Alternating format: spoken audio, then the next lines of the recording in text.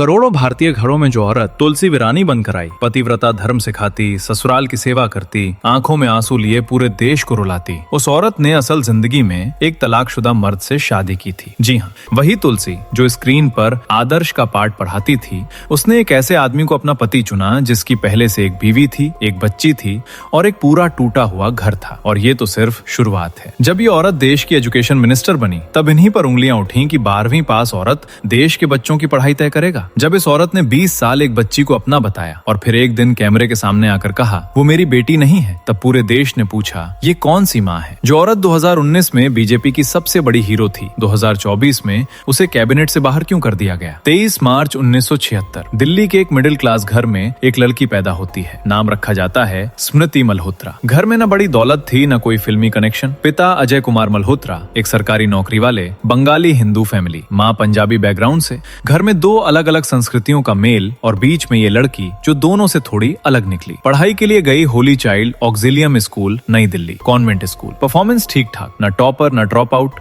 बस एक आम सी लड़की। लेकिन अंदर कुछ और था। टीन एज में ही इस लड़की ने तय कर लिया था इस आम सी जिंदगी से कुछ ज्यादा चाहिए, और वो ज्यादा था ग्लैमर, पहचान, स्क्रीन। और यहीं से शुरू होता है असली ड्रामा। 1998 स्मृति की उम्र है 22 साल। वो फेमिना मिस इंडिया कॉन्टेस्ट में हिस्सा लेती हैं। ये एक बड़ा मौका था, एक लॉन्च पैड जो उन्हें सीधे बॉलीवुड या मॉडलिंग की दुनिया में ले जाता। लेकिन जो आगे हुआ उसने सबको हैरान कर दिया। वो सिलेक्ट नहीं हुई, टॉप 5 में जगह नहीं मिली। एक लोअर मिडिल क्लास घर की लड़की जो ग्लैमर की दुनिया में अपनी जगह बनाना चाहती थी, उसने पहली बड़ी कोशिश में रिजेक्शन पकड़ी। ये वो पल था जब ज्यादातर लोग वापस घर लौट जाते हैं, सपना पैक कर देते हैं। स्मृति नहीं गई। उन्हें नहीं पता था कि यही रिजेक्शन एक दिन उन्हें उस जगह ले जाएगी जहां मिस इंडिया क्राउन वाली लड़कियां भी नहीं पहुंची। लेकिन अभी वो वक्त दूर था। अभी तो सिर्फ एक हारी हुई लड़की थी और एक छोटी सी मुंबई की तरफ जाने वाली ट्रेन। ये शहर सपने खाता है और कभी कभी पूरे इंसान भी। स्मृति जब मुंबई आई तब उनके पास कोई गॉडफादर नहीं था, कोई इंडस्ट्री कनेक्शन नहीं, कोई बड़ा नाम नहीं, सिर्फ एक चेहरा था और एक इरादा। शुरुआत हुई छोटे छोटे टीवी अपीयरेंस से, हिंदुस्तान की बेटी जैसे शोज में बैकग्राउंड रोल, जहां कैमरा उन पर फोकस भी नहीं करता था। शूट पर जो वक्त आता था उसमें ज्यादा समय वेटिंग एरिया में बीतता था। इंडस्ट्री इनसाइडर्स का कहना है कि उन दिनों स्मृति की फाइनेंशियल कंडीशन टाइट थी। शेयर्ड एकोमोडेशन, लिमिटेड बजट, वो मुंबई जी रही थी, सरवाइव कर रही थी। और फिर जो हुआ उसने सबको सोच में डाल दिया। सन 2000 एकता कपूर जो अब इंडिया की सबसे पावरफुल टीवी प्रोड्यूसर थी, एक नया शो लॉन्च करने वाली थी। नाम था क्योंकि सास भी कभी बहू थी। नाम सुनने में सादा लगता था, लेकिन जो आगे हुआ उसने सब कुछ हैरान कर दिया। अब यहाँ एक छुपा हुआ सच है जो ज्यादा लोग नहीं जानते। रिपोर्ट्स के मुताबिक स्मृति इस रोल की पहली चॉइस नहीं थी। एकता को कुछ और चेहरा देखना था। कास्टिंग में अलग नाम थे। स्मृति का कैसे अंदर हुस्ना हुआ ये इंडस्ट्री की अपनी एक इंटरेस्टिंग कहानी है। लेकिन जो भी हुआ ये एक फैसला था जिसने जिंदगी हमेशा के लिए बदल दी। स्क्रीन पर तुलसी वीरानी आई और घर घर में छाप छोड़ दी। पहले ही हफ्ते में टीआरपी नंबर आए और प्रोड्यूसर्स के होश उड़ गए। ये शो सिर्फ हिट नहीं था, ये एक फिनोमिनन बन गया। घर घर में, मोहल्ले मोहल्ले में एक ही सवाल, आज तुलसी ने क्या किया। और ठीक उसी वक्त जब स्क्रीन पर तुलसी वीरानी आदर्श बहू का किरदार निभा रही थी, असल जिंदगी में एक बहुत अलग फैसला लिया जा रहा था। 2001 स्मृति मल्होत्रा बनी स्मृति ईरानी। जुबिन ईरानी एक Parsi businessman, event management background. जब स्मृति से मिले वो पहले से एक तलाक ले चुके थे, एक एक्स वाइफ थी और एक बच्ची थी उस पहली शादी से, शैनल। ये कोई छोटा फैक्ट नहीं है। वो औरत जो स्क्रीन पर पतिव्रता आदर्श बहू का रोल निभा रही थी, उसने एक तलाकशुदा आदमी से शादी की। एक आदमी जो पहले से एक बच्चे का बाप था। इंडस्ट्री के लोग जानते थे, लेकिन पब्लिक को ये एंगल कभी इतनी क्लैरिटी से नहीं बताया गया क्योंकि ये तुलसी की इमेज के साथ फिट नहीं करता था। और इंडस्ट्री ने चुप्पी साध ली क्योंकि टीआरपी चल रही थी और टीआरपी के सामने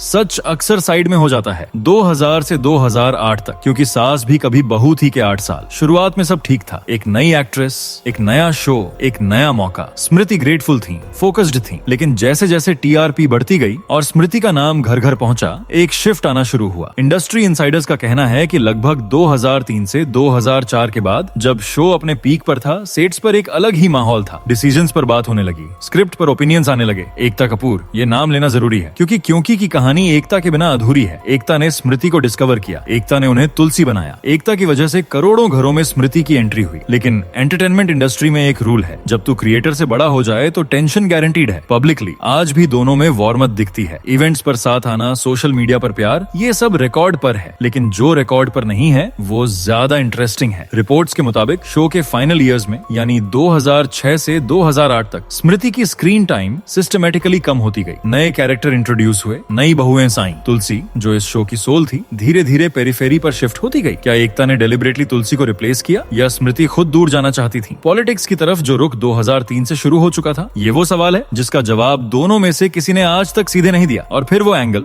जो बहुत कम लोग जानते हैं, क्योंकि के सेट्स पर एक और नाम था जो बहुत पॉपुलर था, रोनित रॉय, मिहिर विरानी, तुलसी के पति। स्क्रीन पर 8 साल तक ऑन स्क्रीन केमिस्ट्री इतनी पावरफुल थी कि ऑडियंस ने इन्हें अपना आइडियल कपल मान लिया। रोज 10 से 12 घंटे एक सेट पर 8 साल तक सिर्फ प्रोफेशनल रहना, ये इंडस्ट्री में बहुत मुश्किल होता है। ऑनऑफिशियली सिर्फ को स्टार्स, बस इतना। लेकिन क्योंकि के सेट्स पर जो गॉसिप थी वो इंडस्ट्री के अंदर डॉक्यूमेंटेड है, बाहर नहीं। कोई सोर्स नाम नहीं लेगा, कोई कंफर्मेशन नहीं देगा, लेकिन वो फुसफुसाहट आज भी है। और फिर जो हुआ उसने सबको सोच में डाल दिया। रोनित रॉय ने क्योंकि छोड़ दिया ऑफिशियली नए प्रोजेक्ट्स के लिए, उनका कैरेक्टर मिहिर विरानी शो से गायब हुआ। एक मेजर क्रिएटिव डिसीजन जिसने शो की डायनामिक्स पूरी तरह बदल दी। क्या ये सिर्फ क्रिएटिव था या कुछ पर्सनल भी था इस डिसीजन में? जवाब किसी के पास नहीं है, या है और कोई बोलना नहीं चाहता। नच बलिए। स्मृति और जुबिन इस रियलिटी डांस शो पर आए कपल के रूप में, कैमरे के सामने अपनी रिलेशनशिप दिखाना। ये एक रिस्की मूव था। ऑन स्क्रीन दोनों ने परफॉर्म किया, स्टेप्स मिले, कॉस्ट्यूम मिले, म्यूजिक मिला, लेकिन जो नहीं मिला वो था वो नेचुरल ईज जो जेन्युइनली हैप्पी कपल्स में होती है। इंडस्ट्री इनसाइडर्स का कहना है कि शो के दौरान कुछ ऐसा दिखता था जो व्यूअर्स को फील होता था, लेकिन कोई सीधे नहीं कहता था। क्या ये सिर्फ कैमरा शाइनेस थी या घर के अंदर कुछ और चल रहा था? ये सवाल उठता है और उठता रहेगा। 2014 मोदी वेव, बीजेपी ने ऐतिहासिक बहुमत ली और स्मृति ईरानी को मिला ह्यूमन रिसोर्स डेवलपमेंट मिनिस्ट्री, यानी देश की एजुकेशन मिनिस्ट्री। और यहीं से शुरू हुआ वो विवाद जो आज तक पूरी तरह खत्म नहीं हुआ। जब उनके इलेक्शन एफिडेविट्स सामने आए तो एक अजीब तस्वीर उभरी। 2004 के एफिडेविट में लिखा था BCom पार्ट 1 दिल्ली यूनिवर्सिटी 1994। 2011 के एफिडेविट में लिखा था bachelor of commerce pass Yale University से एक कोर्स। 2014 में 12वीं पास। 3 अलग अलग डॉक्यूमेंट्स, 3 अलग अलग एजुकेशनल क्वालिफिकेशन। कांग्रेस ने इसे मुद्दा बनाया, मीडिया ने सवाल उठाए। स्मृति का जवाब था कि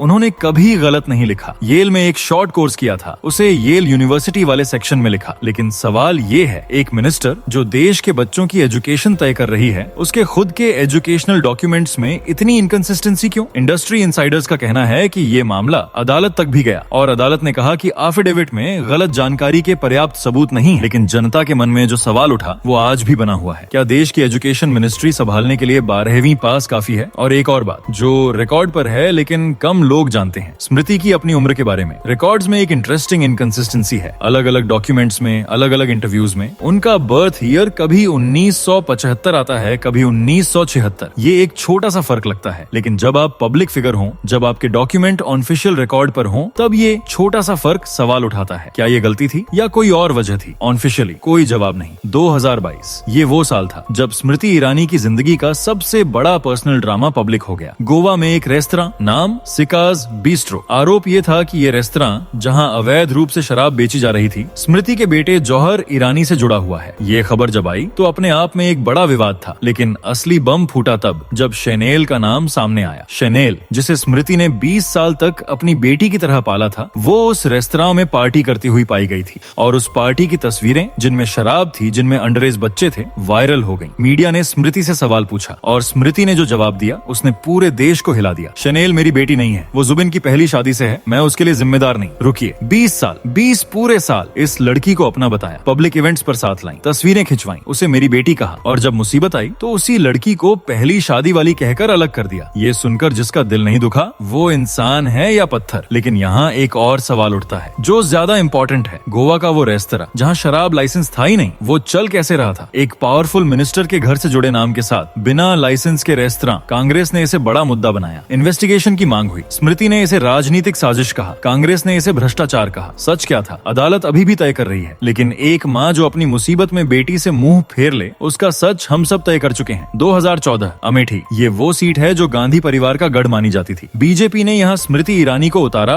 राहुल गांधी के खिलाफ। नतीजा, स्मृति हारी, लेकिन मार्जिन इतना कम था कि पूरी इंडस्ट्री हैरान रह गई। 1 लाख से ज्यादा वोट मिले, एक सेफ सीट पर टक्कर और फिर शुरू हुई वो लड़ाई जो 5 साल तक चली। 2014 से 2019 स्मृति ने अमेठी नहीं छोड़ा। हारने के बाद भी, जब मंत्री बनी तब भी, अमेठी में पानी, अमेठी में सड़क, अमेठी में स्कूल, हर मुद्दे पर वो वहाँ थी। राहुल गांधी जब अमेठी आते वो स्मृति पहले से वहाँ होती। ये एक पर्सनल लड़ाई बन गई थी। और फिर 2019 आया, मोदी वेव फिर थी, लेकिन इस बार स्मृति की अपनी मेहनत भी थी। जब नतीजे आए, राहुल गांधी अमेठी से हार गए, स्मृति ईरानी जीत गई। ये बीजेपी की सबसे बड़ी जीत थी। सिंबॉलिकली तुलसी बहू ने गांधी परिवार के गढ़ को तोड़ दिया था। पूरे देश ने स्मृति को सैल्यूट किया। लेकिन इस जीत के साथ एक कहानी और थी। अमेठी में जो विकास दिखाया उसके नंबर कितने सही थे? जो वादे किए गए वो पूरे हुए या नहीं? कांग्रेस का कहना था सिर्फ नारे थे, काम नहीं। बीजेपी का कहना था पूरी तरह विकास हुआ। सच दोनों के बीच कहीं था। 2014 HRD मिनिस्ट्री स्मृति के हाथ में आई। देश की एजुकेशन, और यहाँ से शुरू हुआ टकराव जो उनकी पॉलिटिकल जिंदगी का सबसे बड़ा और सबसे कंट्रोवर्शियल चैप्टर बना। पहला बड़ा विवाद IIT रुड़की। एक बड़ा बैच फेल किया गया। माना गया कि ये एकेडमिक स्टैंडर्ड्स के लिए था, लेकिन छात्रों ने कहा ये जुल्म है। दूसरा विवाद रोहित वेमुला, हैदराबाद यूनिवर्सिटी का दलित रिसर्च स्कॉलर, जिसने जनवरी 2016 में आत्महत्या की। उसके सुसाइड नोट में लिखा था मेरे पास कोई नहीं है। स्मृति पर आरोप लगा कि उनके मंत्रालय के दबाव में रोहित को यूनिवर्सिटी ने निलंबित किया था, कि उनके ऑफिस से पत्र गए थे, कि ऊपर से प्रेशर था। पूरे देश में प्रोटेस्ट हुए। वेमुला रिटर्न एक मूवमेंट बन गया। स्मृति संसद में रोई, कहा मैं भी एक माँ हूँ, मैं कैसे किसी बच्चे के साथ ऐसा कर सकती हूँ। लेकिन सवाल रहा, अगर वो माँ थी तो उनके मंत्रालय के पत्र कहाँ से आए? आज भी ये सवाल अनसुलझा है। तीसरा विवाद JNU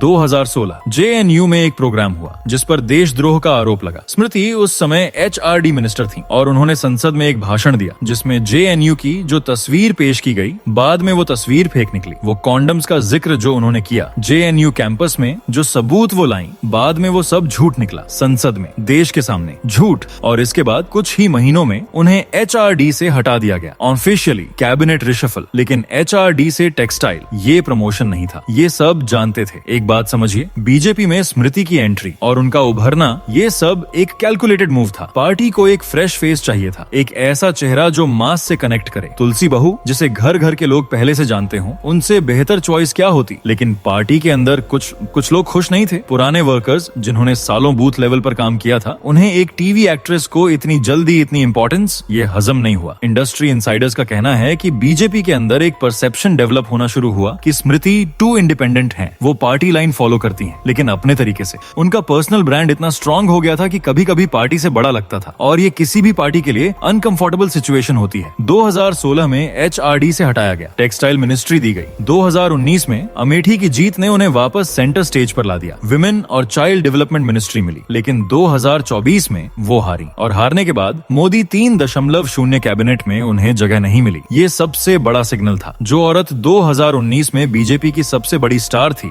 2024 में कैबिनेट से बाहर थी। पार्टी ने उन्हें यूज किया जब जरूरत थी, और जब काम हो गया साइड लाइनिंग शुरू हो गई। क्या ये बदला था या सिर्फ पॉलिटिक्स? एक चीज है जिसमें स्मृति ईरानी जेन्युइनली अपने समय से आगे थी, सोशल मीडिया। जब ज्यादातर नेता ट्विटर को सीरियसली नहीं लेते थे, स्मृति पहले से वहां थी। Active, aggressive, direct. जर्नलिस्ट्स को डायरेक्टली टैग करके जवाब देना, ट्रोल्स को उन्हीं की भाषा में रिप्लाई करना, ये एक स्टाइल था जो इंडिया की पॉलिटिकल सोशल मीडिया कल्चर ने बाद में कॉपी किया। लेकिन इस हथियार के कुछ साइड इफेक्ट्स भी थे। रिपोर्ट्स के मुताबिक कुछ ट्वीट्स में शेयर की गई जानकारी बाद में इनकरेक्ट निकली। डॉक्यूमेंटेड केसेस हैं, वो ट्वीट डिलीट हुआ, लेकिन इंटरनेट पर स्क्रीनशॉट हमेशा रहता है। और सबसे इंटरेस्टिंग बात, 2024 में हारने के बाद स्मृति का सोशल मीडिया अचानक क्वाइट हो गया। वही औरत जो हर मुद्दे पर तुरंत रिएक्ट करती थी, एकदम चुप हो गई। ये चुप्पी बहुत कुछ कहती है। दोस्तों, ये तो हो गई स्मृति की कहानी, मगर क्या आपको ये पता है सिद्धार्थ शुक्ला मर्डर केस की CCTV फुटेज 5 साल बाद सामने आया है।